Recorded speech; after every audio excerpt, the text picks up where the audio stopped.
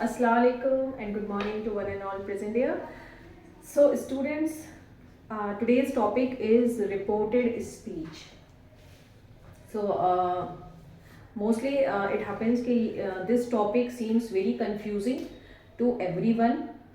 और कितना भी इसको पढ़ लें आप, कितनी वीडियोस देख लें या no matter how many notes you have study, at the end कहीं ना कहीं डाउट रह ही जाता है.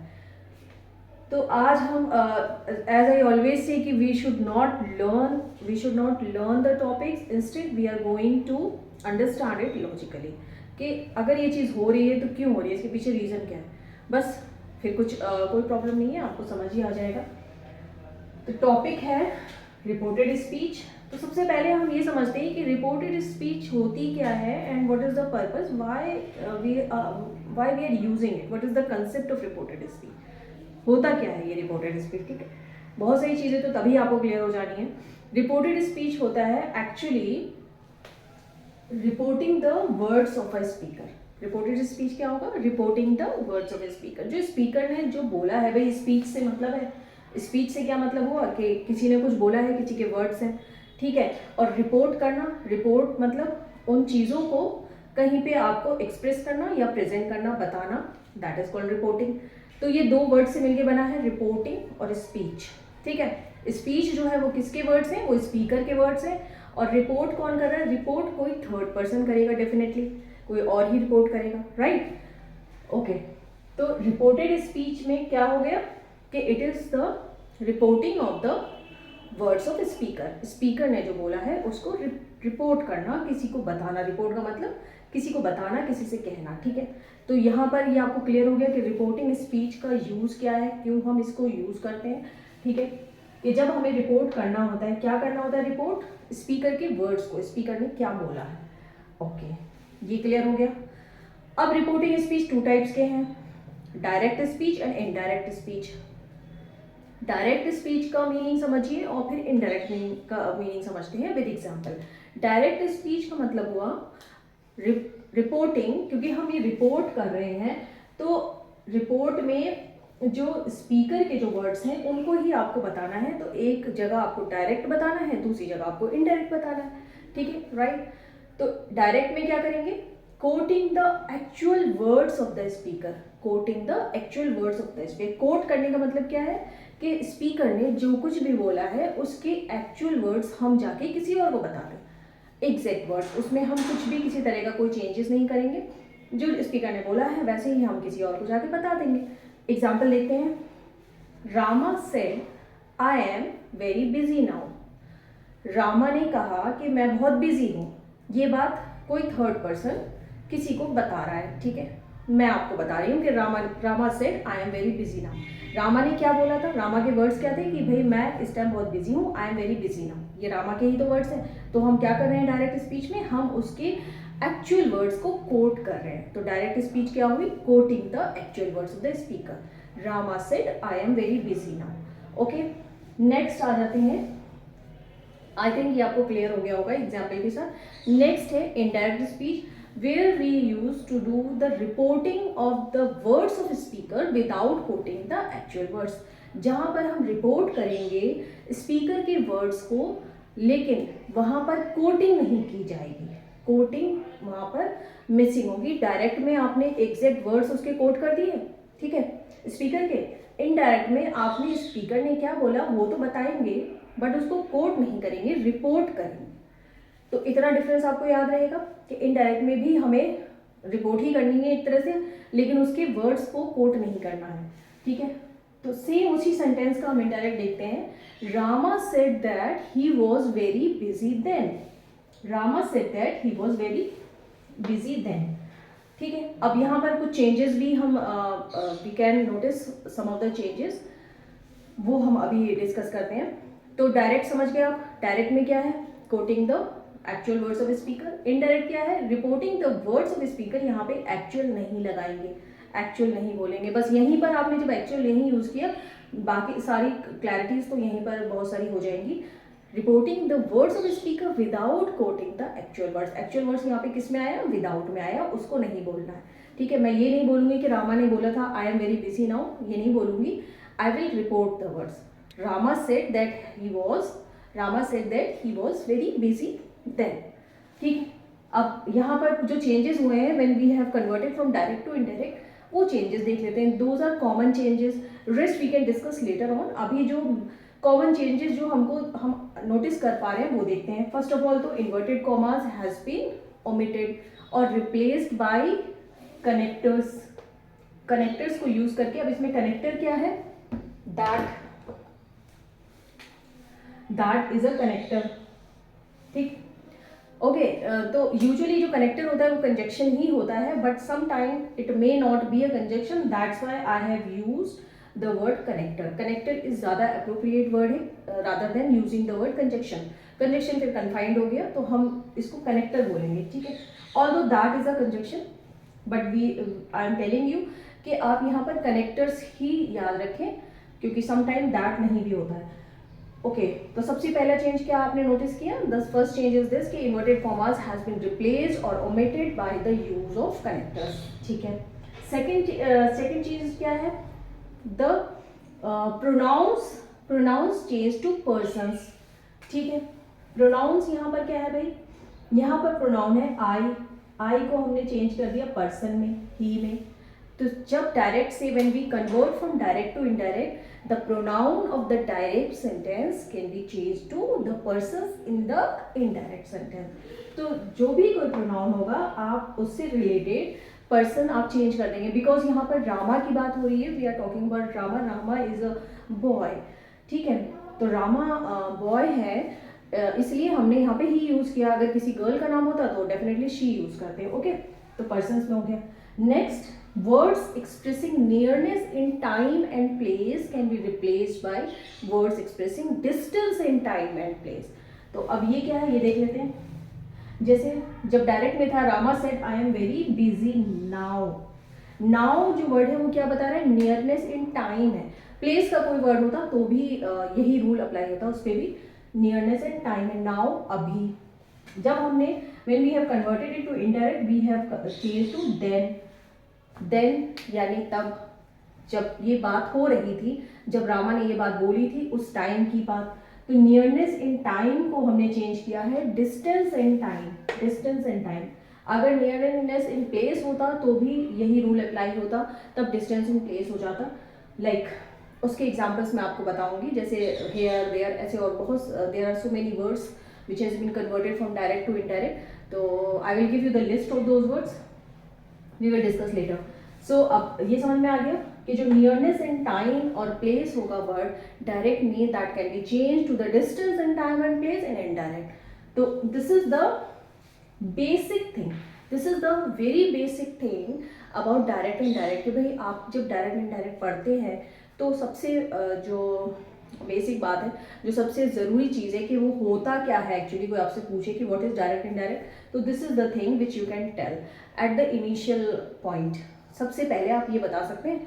ठीक है, तो दिस मच इज है ना, इससे क्लियर हो गया होगा, क्लैरिटी हो गई होगी आपको कि डायरेक्ट क्या है, डायरेक्ट. अगर आप उसका मीनिंग समझ पा रहे हो कि डायरेक्ट में हम क्या बताते हैं, इनडायरेक्ट में हम क्या बताते हैं, तो फिर बहुत सारी चीज़ें यहीं पे क्लियर हो जाती हैं.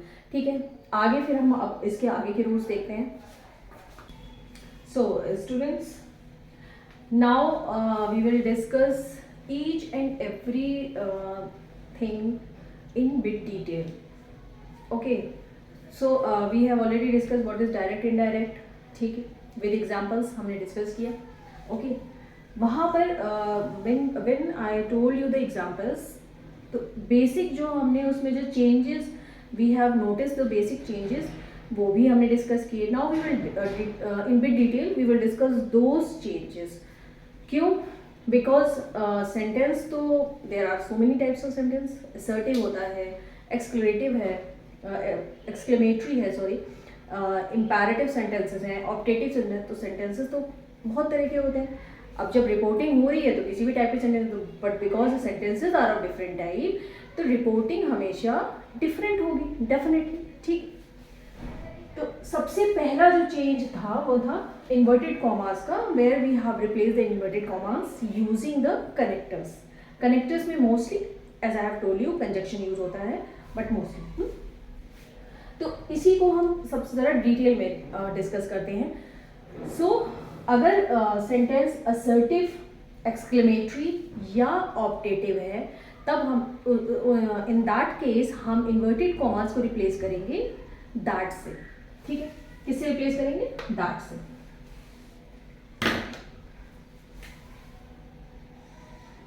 अगर सेंटेंस आपका असर्टिव, एक्सक्लेमेटरी या ऑप्टेटिव है। अब ये भी समझ लीजिए कि what is assertive, what is exclamatory and what is optative. Assertive sentences are facts and statements. जो फैक्ट्स और स्टेटमेंट्स होते हैं वो सेंटेंस होते हैं असर्टिव। एक्सक्लेमेटरी होंगे शॉक्स एंड सरप्राइजेस वाले जो सेंटेंसेस है वो एक्सक्लेमेटरी हैं। ऑप्टेटिव सेंटेंसेस होंगे wishes and prayers. Wishes and prayers आएंगे ऑप्टेटिव की कैटेगरी में। तो इस तरह का अगर कोई सेंटेंस है तो इन्वर्टेड कॉमास को आप रिप्लेस करेंगे किससे? Using conjunction that. ठीक है, क्लियर हो गया। नेक्स्ट आ जाते हैं, अब एक और सेंटेंस बचता है हमारा इंटेरोगेटिव। भाई इंटेरोगेटिव हो तब क्या हो, क्योंकि उसमें इंटेरोगेटिव भी कई डिफरेंट टाइप से हो सकता है। मे बी के interrogative sentence has been started is starting from the auxiliary जैसे एम आर, ठीक है, इस तरह के वर्ड से यूज हो रहा है या मे से यूज हो रहा हो, ऑक्सिलरीज यूज हुए हैं उसमें। तो जब अगर ऑक्सिलरी यूज हो रहा है, अगर आपका इंटेरोगेटिव सेंटेंस है, if it is starting, if the reporting speech is starting with auxiliary, ये जो चेंजेस हम डिस्कस कर रहे हैं ये हम उसके लिए कर रहे हैं कि when we are converting the sentence from direct speech to indirect speech. ठीक है, तो इस बात को क्लियर रखिएगा कि हम डायरेक्ट से इनडायरेक्ट में जाने के लिए हम ये सब डिस्कस कर रहे हैं। तो इंटेरोगेटिव अगर ऑक्सिलरी से स्टार्ट हो रहा है तो आप कुछ नहीं करेंगे, आपका जो रिपोर्टिंग स्पीच होगा वो किससे स्टार्ट होगा? या तो इफ से स्टार्ट होगा या वेदर से। इफ या वेदर में से कोई सा भी आप यूज कर सकते हैं, both are equally correct. If भी यूज कर सकते हैं और वेदर भी यूज कर सकते हैं। कब? अगर आपका रिपोर्टिंग स्पीच किससे स्टार्ट हुआ है? ऑक्सिलरी वर्ब से। नेक्स्ट आ जाते हैं, अगर सेम वही इंटेरोगेटिव क्वेश्चन अगर क्वेश्चन वर्ड से स्टार्ट हुआ है, क्वेश्चन वर्ड से, क्वेश्चन वर्ड मतलब डब्ल्यू वाले वर्ड, व्हाट, वेयर, व्हेन, हुम, इससे स्टार्ट हुआ है, तब क्या करेंगे? तब उस केस में question word itself, reporting speech will start from the question word itself. जो क्वेश्चन वर्ड यूज हुआ है, आपने यूज किया है डायरेक्ट में, व्हाट यूज हुआ है, तो व्हाट से ही आपका रिपोर्टिंग स्पीच स्टार्ट होगा, और जो भी यूज किया है आपने। ठीक है, अगर क्वेश्चन वर्ड है तो यहाँ पे कैटेगराइज हो गया है, इंटेरोगेटिव में एक कैटेगराइज हो गया है कि अगर if it is starting from auxiliary तो इफ या वेदर लगाइए, if it is starting from the question word तो reporting speech will start from the question word itself. Simple है, क्लियर हो गया? I think it is clear है। Next आ जाते हैं इंपैरेटिव। इंपैरेटिव सेंटेंसेस कौन से होती है? इंपैरेटिव होंगे रिक्वेस्ट एंड कमांड्स। ठीक है, वो इंपैरेटिव में आएगा। इंपैरेटिव में हम दो चीजें यूज करेंगे। इंपैरेटिव में टू और नॉट टू को यूज करेंगे हम रिपोर्टिंग स्पीच में। टू का मतलब हो गया पॉजिटिव इन्फिनेटिव और नॉट टू का मतलब हो गया negative infinitive. Means in short, अगर सेंटेंस आपका इंपैरेटिव है, means if it is a request और अ कमांड, इंपैरेटिव है, तब आप वहां पे क्या यूज कर रहे हैं? आप इन्फिनेटिव को यूज करेंगे। अब इन्फिनेटिव आप दो तरह से यूज कर सकते हैं, पॉजिटिव भी और नेगेटिव भी, depending on the sentence. Depending on the sentence कि आपका पॉजिटिव इन्फिनेटिव सूटेबल है उसमें या नेगेटिव इन्फिनेटिव सूटेबल है। ठीक है, क्लियर हो गया? आई थिंक ये क्लियर हो गया। हमने पढ़े इन्वर्टेड कॉमास अगर हम ओमिट करेंगे तो what will be the situation, what will be the sentence in indirect speech. Assertive, if it is assertive or exclamatory or optative, then inverted commas can be replaced by the conjunction that. If it is interrogative and it is starting from the auxiliary, then inverted commas can be replaced by if or whether. ये हम उसकी बात कर रहे हैं कहाँ, inverted commas को replace करने की, और अभी हम कोई changes की बात नहीं कर रहे। नेक्स्ट, अगर ये imperative है तो इन्वर्टेड कॉमास किससे रिप्लेस होगा? इन्फिनेटिव से रिप्लेस होगा। इन्फिनेटिव आपका पॉजिटिव या नेगेटिव इन्फिनेटिव हो सकता है, depending on the sentence. I think इतना क्लियर हो गया होगा। ठीक है, इन्वर्टेड कॉमास का केस हमने डिटेल में डिस्कस कर लिया कि भाई जब रिपोर्टिंग स्पीच हो रही है तो स्पीच तो किसी भी तरह की हो सकती है, कोई भी बात स्पीच में कही जा सकती है, किसी भी तरह के सेंटेंस हो सकते हैं, तो उसके अकॉर्डिंग हमने डिस्कस किया। नेक्स्ट एक पॉइंट मैंने आपको बताया था कि word of nearness and time, words expressing nearness and time can be replaced by the words expressing distance and time. तो ठीक है, जैसे एग्जाम्पल में था Rama said I am very busy now, उसको हमने कर दिया ही, Rama said that he was very busy then, now का हमने देन किया था। ठीक है, ये नियरनेस इन टाइम को हमने डिस्टेंस इन टाइम में कन्वर्ट किया था। तो there are list of words और expressions which can be converted from direct to indirect. ऐसे बहुत सारे वर्ड्स एक्सप्रेशंस हैं, जैसे नाउ को आप देन करेंगे, एगो है उसका बिफोर हो जाएगा, ठीक है, इनडायरेक्ट में। हेयर देयर हो गया, ये nearness, here is expressing nearness in place and there is expressing distance in place, thus, so, this, that, these, those, today, that day, tomorrow, the next day, yesterday, the day before, last night, the night before, next week, the following week। तो ये तो हमने दो rules discuss किए। Rules क्या हम ये बोलेंगे कि जब हम डायरेक्ट से इनडायरेक्ट हम लेकर किया, हमने सेंटेंस को, स्पीच को, रिपोर्टिंग स्पीच किया, तब क्या किया हमने, जो whatever changes we have observe in the sentences that we have discuss, but अभी हमने दो डिस्कस किए हैं, there are many to discuss. So next start करते हैं। So now we are going to discuss the third change which we observe or which we have to do when we are converting the sentence from direct to indirect। okay, तो वो क्या था, it was pronouns change to persons, pronouns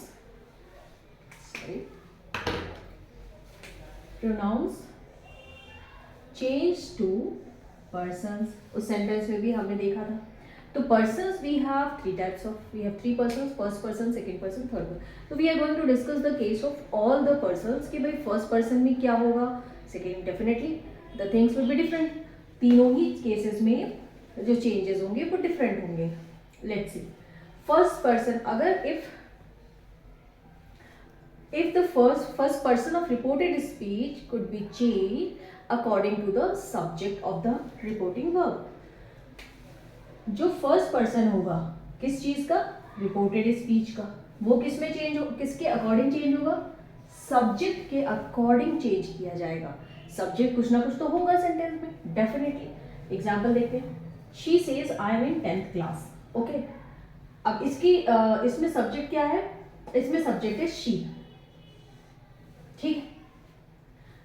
और हम बात किसकी कर रहे हैं, फर्स्ट पर्सन की, यानी रिपोर्टेड स्पीच में जो फर्स्ट पर्सन, रिपोर्टेड स्पीच क्या है, वो यहां से यहां तक है रिपोर्टेड स्पीच, ठीक है, क्लियर हो गया। इसका फर्स्ट पर्सन क्या है, वो ये है आई, क्लियर है, ओके। रिपोर्टेड स्पीच का फर्स्ट पर्सन आई है, इसको हम किसके अकॉर्डिंग चेंज करेंगे, सब्जेक्ट के अकॉर्डिंग चेंज करेंगे। सब्जेक्ट क्या है सेंटेंस में, इस सेंटेंस में सब्जेक्ट है she.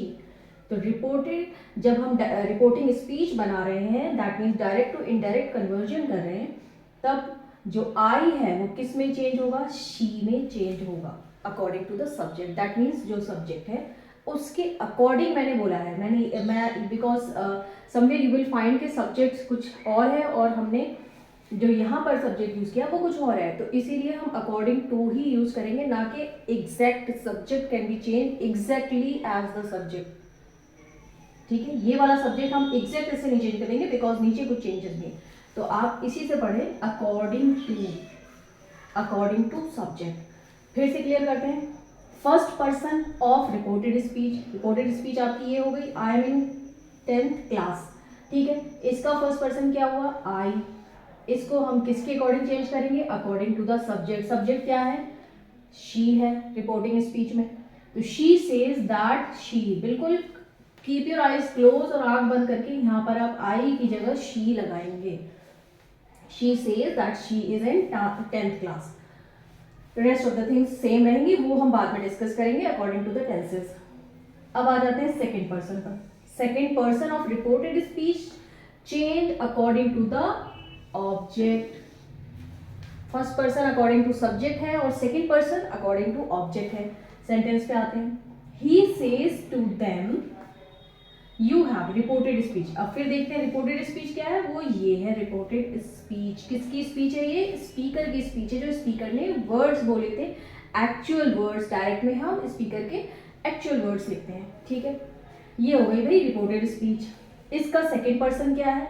You. You is the second person of reported speech. इसको आप किसके अकॉर्डिंग चेंज करेंगे? ऑब्जेक्ट के अकॉर्डिंग। ऑब्जेक्ट क्या है भाई? ऑब्जेक्ट ये है देम। Object is them. यहाँ पे सब्जेक्ट को नहीं देखना है क्योंकि यहाँ पे सेकेंड पर्सन यूज हुआ है आपके रिपोर्टेड स्पीच में। जब सेकेंड पर्सन यूज हो तो आप किसको देखेंगे? You will look at the object. Subject से हमें कोई मतलब नहीं है इसमें, ठीक है भाई। अब आते हैं इनडायरेक्ट पे। He tells them that you have completed your job. Okay, तो इसमें हमें अब किसको देखना है? We are looking at the object. अब ऑब्जेक्ट के अकॉर्डिंग हमने जो रिपोर्टिंग स्पीच है उसमें हमने देम का दे कर देंगे, ठीक है। ही tells them that they have completed their job. किसको हमने चेंज किया? इस यू को चेंज किया है। इस यू को, जो सेकेंड पर्सन है उसको हमने चेंज किया according to the object of the reported speech. Clear हो गया? नेक्स्ट आ जाते हैं थर्ड पर्सन पे। अगर थर्ड पर्सन यूज हुआ है भाई तो क्या किया जाए? इन that case third person does not change at all. Third person अगर यूज हुआ है रिपोर्टेड स्पीच में तो आप इसको बिल्कुल चेंज नहीं करेंगे, एज इट इज रहने दीजिए। She says she is in 10th class, ये है third person, right. She says that she is in 10th class, उसको एज इट इज हमने रहने दिया है, कोई चेंज नहीं किया। तो I think according to the person हम क्या चेंज करते हैं, from converging from direct to indirect, जो भी चेंजेस होते हैं वो आप समझ गए according to the first person, second person, third person. भाई फर्स्ट पर्सन है तो you should change the person according to the subject. Second person को आप according to the object change करेंगे और थर्ड पर्सन में कोई चेंज नहीं होगा। और ये जो हम बात करें फर्स्ट सेकेंड थर्ड पर्सन, ये आएंगे कहाँ पर? रिपोर्टेड स्पीच में। ये ध्यान रखिएगा, हमने इधर की बात नहीं की है, दैट हु इज रिपोर्टिंग की बात नहीं की जा रही है यहाँ पे बात की जा रही है जो रिपोर्टिंग स्पीच है उसकी बात की जा रही है। उसमें जो पर्सन्स यूज हुए हैं उसको आप कन्वर्जन के ड्यूरिंग द कन्वर्जन आप किस तरह से चेंज करोगे। आई थिंक ये क्लियर हो गया। So students, now we will discuss some exceptions of direct and indirect speech, or we can say reported speech.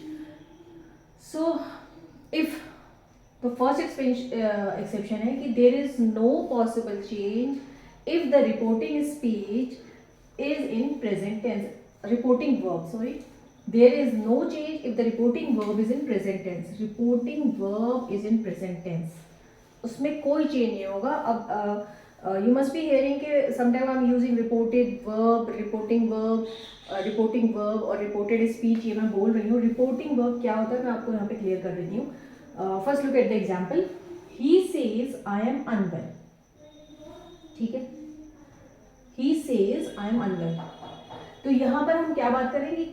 कोई चेंज नहीं होगा। कब? जब रिपोर्टिंग वर्ब किस में है? प्रेजेंट टेंस में। Okay, clear. अब रिपोर्टिंग वर्ब कौन सा है? रिपोर्टिंग वर्ब ये है, this is called reporting verb. और रिपोर्टेड स्पीच में आपको बता चुकी हूँ, रिपोर्टेड स्पीच वो ये बात है जो स्पीकर ने कहे हैं, जो उसके एक्चुअल वर्ड्स हैं वो क्या है? रिपोर्टेड स्पीच है। तो रिपोर्टिंग वर्ब क्या है? अगर वो if it is in present tense then there is no possible change if we are converting the direct to indirect. तब हम क्या करेंगे? He says as it is रहेगा क्योंकि कोई चेंज नहीं है। ही इज अनवेल, सिर्फ हम पर्सन को चेंज करेंगे from first person to third person. ये हम पहले पढ़ चुके हैं कि first person should be change according to the subject of the reported speech. Clear? ठीक है, तो ये क्लियर हो गया। सिर्फ ये इसमें चेंज होगा बस, otherwise there is no possible change. Okay, तो पहला रूल क्या था? पहला एक्सेप्शन ये था कि there is no change if reporting verb is in present tense. Clear हो गया? दिस इज रिपोर्टिंग वर्ब, ये प्रेजेंट टेंस में है, एज इट इज रहने दीजिए, सेज का सेज ही रहने देंगे, कुछ नहीं करेंगे, ठीक है। बाकी सब कुछ ऐसे ही रहेगा except in the person which we change according to the, अगर फर्स्ट पर्सन है तो we will change according to the subject, second है अकॉर्डिंग टू द ऑब्जेक्ट, और थर्ड पर्सन है तो कोई चेंज ही नहीं होगा। क्लियर हो गया? दिस इज क्लियर, ठीक है। नेक्स्ट पे आते हैं। नेक्स्ट क्या होगा? No change if it is a true statement. True statement यानी किसी ने कोई बात कही है और अगर वो सही है, अगर वो उसको if the person is claiming that it is a true fact, true statement, तब उस केस में भी कोई चेंज नहीं होगा। एग्जाम्पल देखते हैं, आई नो हर एड्रेस, ऐसा किसने कहा, सेड गोपी। गोपी ये कहता है कि मैं उसका एड्रेस जानता हूँ। तो ये क्या बात हो गई, ये कैसी बात है, ये एक ट्रू स्टेटमेंट है। तो इसकी इंडायरेक्ट होगी, Gopi said that he knows her address. कोई चेंज हमने नहीं किया है, we have done no changes, ठीक है। He knows her address. Clear हो गया। तो ये था ट्रू स्टेटमेंट। ट्रू स्टेटमेंट अगर है तो there is no change. Next आ जाते हैं, no change if it is a universal truth. Universal truth आप सब जानते हैं, you all of you know that. Example ले लेते हैं कि यूनिवर्सल ट्रूथ क्या होता है। The teacher said that the earth goes around the sun, क्योंकि because it is a universal truth, इसमें कोई चेंजेस नहीं करने, it should be same. The teacher said that the earth goes around the sun. Sentence का जो structure है वो same रहेगा, इसमें कोई आप टेंस वाला रूल नहीं लगाएंगे, there is no possible rule, क्योंकि आप कुछ चेंज नहीं कर रहे हैं इसमें, ठीक है। तो एज इट इज सेंटेंस को हम लिख देंगे। रिगार्डलेस ऑफ दीज थिंग्स के we should omit the inverted commas and place the conjunction in place of inverted commas. तो ये तो एक बहुत ही बेसिक सी बात है कि डायरेक्ट से इनडायरेक्ट में जा रहे हैं, तो ये आपको करना ही होगा, ठीक है। नेक्स्ट आ जाते हैं, no change if it is a habitual fact. Habitual fact क्या होता है, ऐसा कोई fact, any such fact which is in habit, जो किसी हैबिट के बारे में बता रहा है, ठीक है। एग्जाम्पल है, he said I am a chain smoker. तो ये जो बात है, आई एम अ चेन स्मोकर, ये क्या है, इट्स एन हैबिट, ये एक हैबिट को बता रही है। The person is continuously having the habit of this thing. इसको क्या करना है, he said that I am a chain smoker, as it is रहेगा सेंटेंस का structure, there is no change in the sentence structure. तो यहाँ पे tense का आपको कोई रूल ही नहीं लगाना है। अगर आपका डायरेक्ट स्टेटमेंट या तो ट्रू स्टेटमेंट है, यूनिवर्सल ट्रूथ है, या हैबिचुअल फैक्ट है, तो कोई रूल नहीं लगेगा टेंस वाला, आपको एज इट इज उसको लिख देना है, ठीक है। आई थिंक इतना क्लियर हो गया। So we were discussing the exceptions when we convert the sentence from direct to indirect speech. So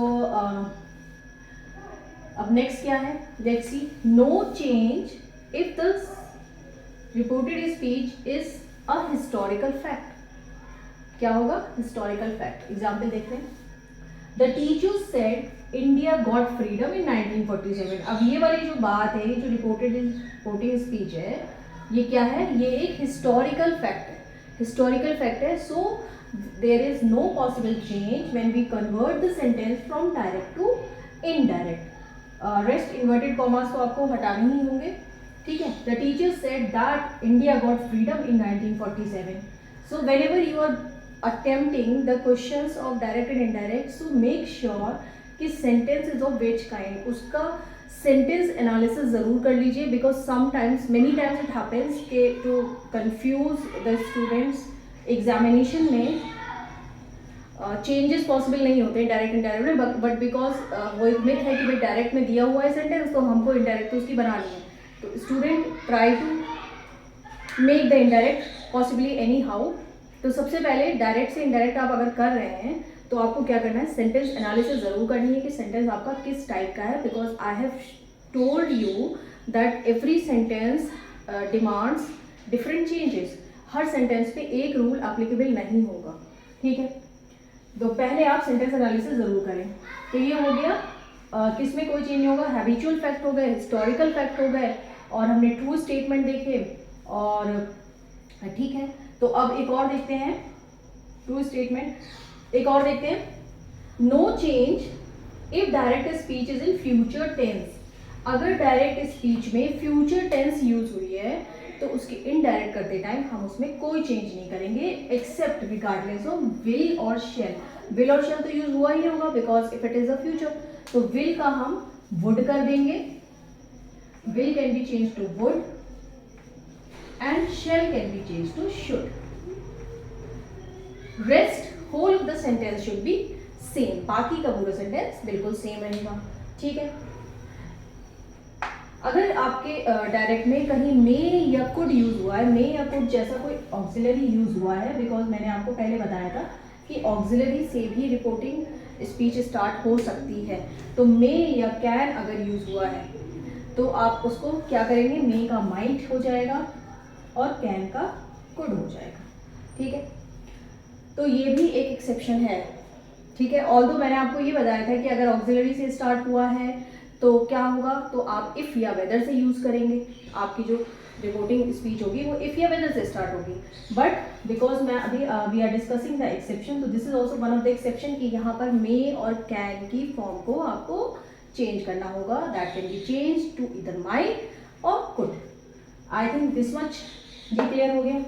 अब देखते हैं, now we will see that how we can change the sentences according to the tenses, क्योंकि tenses का role तो हर जगह होता है, तो डायरेक्ट इनडायरेक्ट में भी होगा, बट बहुत मेजरली नहीं है, बहुत ज़्यादा नहीं है, फिर भी जो भी है वो हम देखते हैं। भाई सिंपल प्रेजेंट है तो वो सिंपल पास्ट हो जाएगा, ठीक है। प्रेजेंट कंटिन्यूअस को पास्ट कंटिन्यूअस करेंगे। Present perfect can be change to past perfect. Present perfect continuous can be changed to past perfect continuous. You can see that all the presents are changing to the past, ठीक है, past में change हो रहा है। अब आ जाते हैं, ये चारों present के हो गए, उनको हमने उसके immediate past में change कर दिया, ठीक है। simple present simple past, present continuous could be changed to past continuous, present perfect past perfect and present perfect continuous to change to past perfect continuous. Now moving to the past, अगर simple past है तो उसकी जो indirect होगी वो past perfect होगी। Past continuous की indirect भी पास्ट परफेक्ट होगी। पास्ट परफेक्ट में अगर आपका सेंटेंस दिया हुआ है तो तब हम इस केस में कोई चेंज नहीं करेंगे when we convert direct to indirect. Same इसी तरह से पास्ट परफेक्ट कंटिन्यूअस अगर दिया हुआ है तो भी कोई चेंज नहीं होगा। और फ्यूचर का मैं आपको बता चुकी हूँ, अगर फ्यूचर में आपका रिपोर्टिंग स्पीच दे रखा है तो एक्सेप्ट विल और shall, rest of the sentence should be same. Will का वुड करेंगे, शेल का शुड, बाकी सब कुछ सेम रहेगा और कुछ चेंजेस नहीं करने, ठीक है। ये क्लियर हो गया, I think this is clear. अब एक और चीज़ बची है जो बहुत इंपॉर्टेंट है, 9th-10th में यूजुअली वही पूछा जाता है एग्जाम्स में, लेकिन ऐसा नहीं है कि ये नहीं पूछा जाएगा, ये भी बहुत इंपॉर्टेंट है, ठीक है। एक और चीज़ बची है इसमें, ओके स्टूडेंट्स। सो अभी वी विल डिस्कस कि if the direct speech is a reporting questions, अगर वो क्वेश्चंस हैं तो इस केस में क्या करेंगे। In that case when we convert from direct to indirect we will use such words like asked और इंक्वायर्ड। इस तरह के वर्ड्स हम यूज करेंगे, ठीक है, before the reporting speech. Let's see the sentence, he said to me what are you doing, he said to me what are you doing।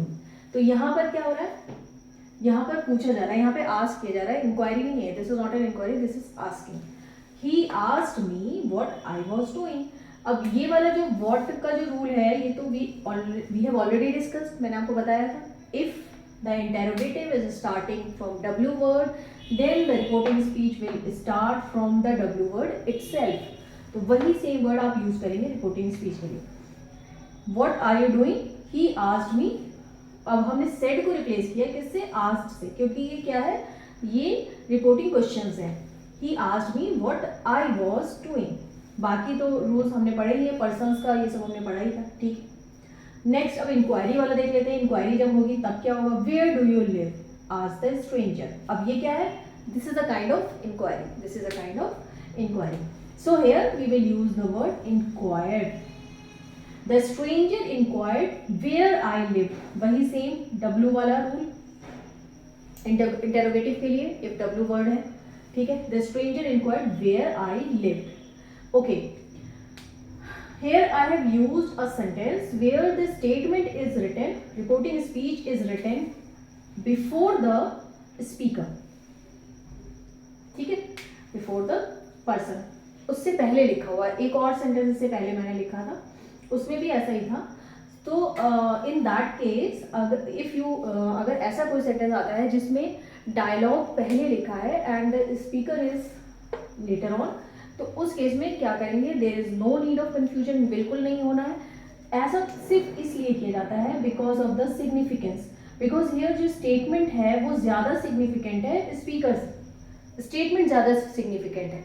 That's why हमने significance show करने के लिए उसको पहले लिखा है। But when you are converting to indirect तब आप सेम वही रूल अप्लाई करेंगे, पहले स्पीकर आएगा उसके बाद ही रिपोर्टिंग स्पीच आएगी, ठीक है, ओके। इससे पहले जो सेंटेंस था उसमें भी सेम सेंटेंस, मुझे याद नहीं आ रहा है, उसमें भी ऐसे ही किया था। जब इनडायरेक्ट करेंगे तब आपने क्या है, आप स्पीकर को ही पहले रखेंगे, रिपोर्टिंग स्पीच अब बाद में रखोगे। यहाँ पर ये सिर्फ सिग्निफिकेंस शो कर रहा है, इससे कंफ्यूज होने की कोई रिक्वायरमेंट नहीं है। और इनडायरेक्ट करते टाइम आप इस पैटर्न में मत करिएगा, ठीक है। पहले स्पीकर को लिखेंगे फिर स्पीच आएगी। ये क्लियर हो गया। ये तो हो गए रिपोर्टिंग क्वेश्चंस। अब आ जाते हैं रिपोर्टिंग कमांड्स और रिक्वेस्ट। अगर रिपोर्ट कर रहे हैं तब क्या करेंगे? उस केस में we will use the word such as ordered and requested, ठीक है। रिक्वेस्ट के केस में रिक्वेस्टेड होगा, ऑर्डर के केस में ऑर्डर्ड होगा। ये हमें सेंटेंस से क्लियर हो जाएगा whether it is an command sentence और it is a request sentence. Rama said to Arjun go away, तो ये क्या है? रिक्वेस्ट तो ये बिल्कुल नहीं है, ये क्या है? ऑर्डर है। रामा, तो सेड की जगह हम बस कौन सा वर्ड यूज करेंगे? ऑर्डर्ड, ठीक है। ऑर्डर्ड वर्ड यूज कर देंगे। Rama said Arjun to go away, ठीक है, टू गो अवे। नेक्स्ट, अब यहाँ पे जो ये टू लिखा है, इसको ये जो रिपोर्टिंग वर्ब है उसके साथ मैंने आपको ये वाला भी रूल बताया था, पॉजिटिव इन्फिनेटिव और नेगेटिव इन्फिनेटिव के केस में। तो क्योंकि ये यहाँ पर वर्ब से डायरेक्ट वर्ब से स्टार्ट हो रहा है, तो इसको आप वर्ब को क्या कर देंगे? आप इन्फिनेटिव बना दोगे वर्ब को। वर्ब को इनडायरेक्ट में खाली नहीं रहने देते, उसको इन्फिनेटिव बना देते हैं अगर रिपोर्टिंग स्पीच वर्ब से ही स्टार्ट हुई है, ठीक है। तो टू ये यहाँ से हटके कहाँ आ जाएगा? इधर आ जाएगा, सेम वही। क्लियर हो गया? रामा ऑर्डर्ड अर्जुन, यहाँ नहीं लगेगा, रामा ऑर्डर्ड टू अर्जुन नहीं आएगा, Rama ordered Arjun to go away. Clear है? ये क्या है? ये पॉजिटिव इन्फिनेटिव है, मैंने आपको बताया था, पॉजिटिव इन्फिनेटिव। नेगेटिव इन्फिनेटिव भी हो सकता है अगर not to not go away. अगर वो कोई ऐसा सेंटेंस होगा जिसमें नेगेटिव आ रहा होगा तो उसको नेगेटिव इन्फिनेटिव आप बना देंगे, ठीक है। नेक्स्ट देखते हैं, ये तो हो गया सेंटेंस ऑर्डर वाला। नेक्स्ट आ जाता है he said to him, request का, he said to him please wait here till I return. अब बिकॉज यहाँ पे वर्ड प्लीज यूज हुआ है तो definitely it is a request sentence showing request. Please के लिए हम यहाँ पे रिक्वेस्टेड पहले ही डाल देंगे, सब्जेक्ट के फौरन बाद हम रिक्वेस्ट डाल देंगे। ही रिक्वेस्टेड हिम, सेम वही चीज मैंने आपको बताया, जो टू यहाँ पे लगा है हिम से पहले, थर्ड हिम से पहले जो टू लगा है ऑब्जेक्ट से पहले, उसी टू को आप कहाँ पे यूज करेंगे? आप वर्ब से पहले यूज कर देंगे इन्फिनेटिव बनाने के लिए। यहाँ पे भी ये पॉजिटिव इन्फिनेटिव शो कर रहा है। He requested him to wait there till he return. Okay, तो आई थिंक ये क्लियर हो गया। सो अब now we have the last one to discuss, reporting exclamations and wishes, ठीक है। तो एक्सक्लेमेशन और विशेस में we will use such words like exclaimed और विश्ड। विशेस है तो विश्ड यूज करेंगे और एक्सक्लेमेशन है तो एक्सक्लेम्ड यूज करेंगे। एग्जाम्पल देखते हैं, he said alas I am undone, तो यहाँ पे एक्सक्लेमेशन यूज हुआ है एलस। एक्सक्लेमेटरी साइन से ही पता चल जाएगा आपको कि एक्सक्लेमेशन है, तो बस अगर एक्सक्लेमेशन साइन हुआ तो ही एक्सक्लेम्ड लिख दीजिए। Because alas I am undone, alas word sadness को बता रहा है, ग्रीफ को बता रहा है, तो आप यहाँ पर एक एक्सप्रेशन भी यूज कर सकते हैं सैडली, ठीक है। That will make your sentence more expressive, more expressive. If you will not use the word sadly then also it is correct, but अगर आप सैडली लगा देंगे तो ये ज्यादा करेक्ट होगा। So we have to prefer the more better option. तो he exclaimed sadly that he was undone. Okay, अगर यहाँ पे एक्सक्लेमेशन मैंने आपको बताया, एक्सक्लेमेशन में सैडनेस भी हो सकता है, कोई शॉकिंग बात हो सकती है या सरप्राइजिंग बात भी हो सकती है। लाइक अगर सेंटेंस हो कि he said I am very clever, तो ये जो एक्सक्लेमेशन है ये क्या है? ये एक हैप्पीनेस को बात मतलब सरप्राइजिंग बात बता रहा है, तो यहाँ पर आप एक्सक्लेम के साथ यूज करेंगे। अगर ऐसा कोई सेंटेंस हो, ही एक्सक्लेम एक्साइटेडली, तो इस तरह के वर्ड्स डालने से क्या होगा? इस सेंटेंस जो है वो ज्यादा एक्सप्रेसिव हो जाएगा। ओके, नेक्स्ट सेंटेंस देखते हैं विशेस वाला। I wish you good luck, he said to me, ठीक है। सो इसका इंडायरेक्ट होगा ही विश्ड मी, क्योंकि ये एक विश है तो अनडाउटेडली आपको you have to use this word wished. He wished me good luck, that's it. This is all about the reporting exclamations and wishes. Next, one thing I want to tell you, which is very important, like sometimes we when we convert from direct to indirect, we use said or sometimes told. तो said और told कहाँ पर use करें ये भी थोड़ा सा confusing रहता है। सेड आप यूज़ करेंगे जब कोई भी डायरेक्ट ऑब्जेक्ट नहीं दे रखा है। डायरेक्ट ऑब्जेक्ट यानी सब्जेक्ट के बाद जो ऑब्जेक्ट आता है, जैसे ये है he said to me, although ये विशेष है तो यहाँ पर हमने टोल्ड यूज़ नहीं किया है, ठीक है। तो अगर डायरेक्ट ऑब्जेक्ट दे रखा है तो आप टोल्ड यूज़ करेंगे, अगर डायरेक्ट ऑब्जेक्ट नहीं दे रखा है तो बस आप सेड यूज़ करिए, ठीक है। ये क्लियर हो गया। तो this is all about the conversion of sentences from direct to indirect. ये सब कुछ रिपोर्टेड स्पीच के बारे में था, ईच एंड एवरी रूल, और मैंने आपको सारे एक्सेप्शन बता दिए। This is sufficient from class 6 to class 12। Class 12 तक के स्टूडेंट भी अगर इस वीडियो को देखते हैं तो उनके सारे डाउट्स क्लियर हो जाएंगे, और इससे ज़्यादा आपको डायरेक्ट इनडायरेक्ट के बारे में और कुछ नहीं होता है, नथिंग लाइक दैट। तो ये वीडियो से आपको सारी क्लैरिटीज हो जाएंगी। So meet you in the next video again with some interesting facts and logical learning. हम लर्निंग करेंगे, कोई हम किसी भी चीज़ को आपको लर्न करने की ज़रूरत नहीं है रूल को, बस आप इसे लॉजिकली अंडरस्टैंड करिए, सब कुछ क्लियर हो जाएगा। टिल देन अल्लाह हाफिज़ एंड बाय बाय।